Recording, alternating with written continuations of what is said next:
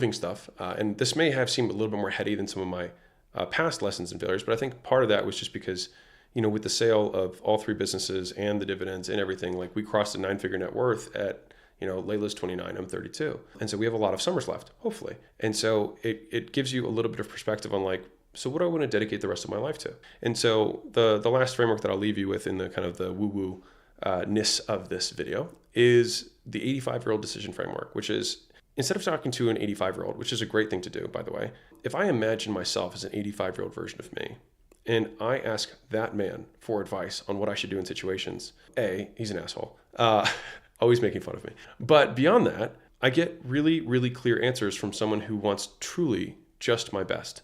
And I found this to be a repeated theme throughout my life is that a lot of times I know what I need to do and I'm just not doing it. That may be true for you too, is that a lot of times we don't have as much ignorance as we think we do. We just have a lot more fear to take that action. And so when I talk to my 85-year-old self, I get a lot of clarity in terms of what decisions I should make and more realistically, how few of them really matter. Because when I think about my 85-year-old self, all he ends up telling me to do is like, enjoy it. Like, you're going to die and definitely don't sacrifice anything for me. Like, I would give everything I have to be 32 again.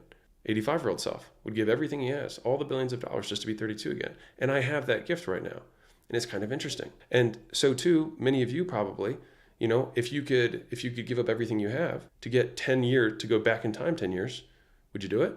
And it's not to relive life from a regret standpoint, but just to have 10 more years, right, of youth. I think a lot of people would do that, which then gives you a really interesting perspective on the value of money and how we trade it for time and living. That was one of the frameworks that I've been really thinking a lot about when it comes to my life.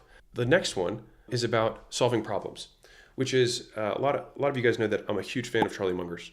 And one of the processes that he champions is inverted thinking, or inverted problem solving, which is rather than asking, how do I want to solve this problem? I try and destroy the solution. So for example, if I wanted to destroy my marriage, what would I do, right? I would probably not be loyal, right? I would probably never compliment my wife. And I could, the list would go on, right? And what's interesting about the inverted thinking process is that you think of far more ways that are threats to a certain condition than you do solutions naturally. And I think it's because our brains are wired to think of threats, right? We're trying to survive, not thrive. But you can use and trick your brain into thinking of all of the threats that could possibly come up within a given situation. And then all you do is reverse them, right? And so if you think, how can I destroy my business, as easily and as quickly as possible, what I do? Then you tell yourself what those things would be, right?